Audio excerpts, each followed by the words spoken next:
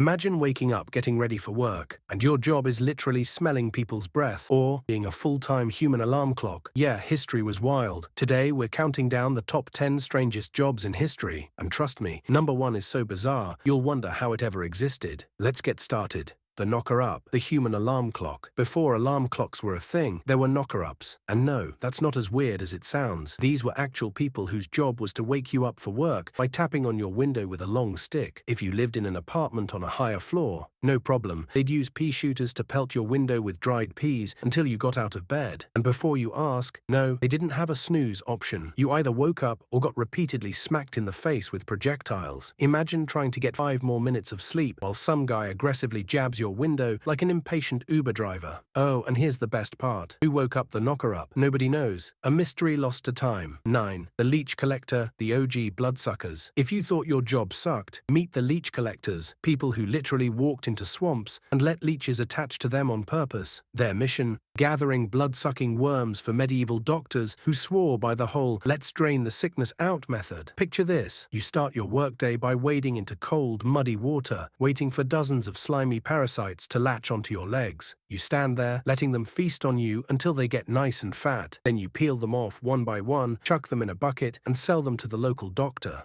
The worst part? This wasn't a side gig. This was a full-time profession. People did this every single day, willingly turning themselves into a leech buffet. And what did they get in return? Probably a lifetime of anemia. Hope they had good iron supplements. Oh wait, those didn't exist. 8. The whipping boy, royal punching bag. Ever wish you could live like royalty? Well, be careful what you wish for, because if you were a whipping boy, life sucked. These kids were raised alongside royal princes, treated like close friends, until the prince messed up. Then, instead of punishing the actual royal troublemaker, the whipping boy got the beating instead. Why? Because nobody was allowed to lay a finger on royalty. So if a prince ignored his studies, broke a rule, or just acted like an entitled brat, the tutor or caretaker would haul out his innocent best friend and go to town on him instead. And here's the craziest part. Since whipping boys grew up with princes, some of them actually became powerful advisors later in life. That's right, some of them took enough royal beatings to earn a government position. Imagine explaining your resume. Skills include diplomatic relations, royal etiquette, and an extremely high pain tolerance. 7. The groom of the stool, royal butt wiper. Some jobs are about respect, others are about trust. And then there's the groom of the stool, whose entire existence revolved around helping kings go to the bathroom. That's right, this wasn't just a servant, it was a high-ranking official whose main duty was to assist the king in his, royal business. This included preparing the special stool, a fancy chamber pot, standing nearby in case the king needed assistance, please don't ask for details, and even keeping track of his digestive health. In fact, some grooms of the stool became extremely powerful, influencing royal decisions, handling the king's finances, and living in luxury. But no matter how rich or powerful they got, they could never escape their legacy as history's most overqualified toilet assistant. 6. The rat catcher, medieval pest control. Before pest control companies, cities were overrun with rats, which meant they needed rat catchers, aka the bravest or dumbest people of the Middle Ages. Their job: hunt down rats, catch them bare-handed, and remove them from towns and cities. Now, this wasn't just about trapping a few mice. We're talking about medieval Europe during the height of the Black Plague. These guys were wading knee-deep in disease-ridden rats that could kill you faster than you could say pest problem. But wait, it gets better. Some rat catchers got so good at their jobs that they kept live rats tied to their belts as trophies. Yeah, nothing says "I'm the best in my field" like wearing a necklace made of living vermin. 5. The sin eater, professional afterlife insurance.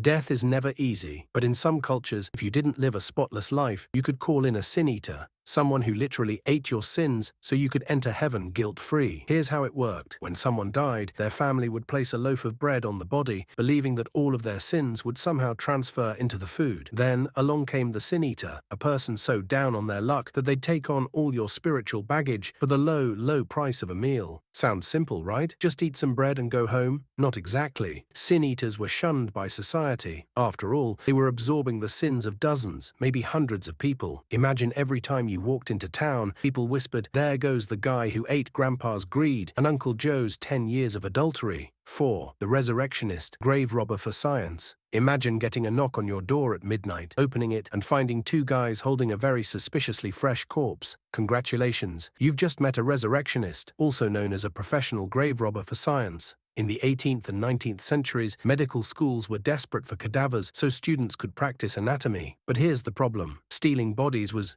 super illegal. So doctors turned to a special group of entrepreneurs, red criminals, who dug up fresh graves and delivered bodies straight to the lab. This was big business. Some resurrectionists made a fortune selling corpses, but it was also dangerous. Furious families started booby-trapping graves with tripwires, metal cages, and even loaded shotguns rigged to fire if the grave was disturbed. Because nothing says "rest in peace" like an anti-theft system. But the most infamous part, some resurrectionists got so impatient waiting for people to die, they just started murdering people instead. That's right, guys like Burke and Hare in Scotland figured, why wait for nature when we can speed up the process? And thus, a crime wave of resurrectionist-turned-serial killer was born. Progress. 3. The Human Scarecrow, keeping crows in check. You think standing at a desk all day is bad? Imagine standing in a muddy field for hours, waving your arms like a lunatic to scare off birds. Congratulations, you're a human scarecrow. Back in the day, before fancy bird-repelling technology, farmers needed a way to keep crows from stealing crops. And what's cheaper than building an actual scarecrow? Hiring a poor guy to stand there all day and do the job himself. These unlucky workers were paid a few pennies to shout, clap, wave their arms, or just generally exist in a way that birds found unsettling. And if they slacked off, well, let's just say a bad human scarecrow didn't get called back next season. Some took the job to the next level, wearing terrifying masks, swinging sticks, even chasing birds down the field. Others got creative, like the Japanese rice field guards who banged drums all day to keep birds away. Imagine listening to that for 12 hours straight. Absolute nightmare. 2. The court dwarf, the royal pet. Royalty has always loved showing off their wealth, but in some European courts, they didn't just collect gold and fancy clothes. They collected people. Enter the court dwarf, a person who was literally treated as a human novelty item for royal entertainment. Court dwarfs were often taken from their families as children and raised in royal households, where they were lavishly dressed, given ridiculous stage names, and expected to entertain guests with jokes, tricks, or even sword fights. Yeah, some were literally trained in combat, just so nobles could watch a fun-sized duel. And while some court dwarfs were treated like celebrities, others were humiliated for sport. Some were forced to dress in animal costumes, jump out of cakes, or be carried around in bird cages, because apparently that was peak medieval comedy.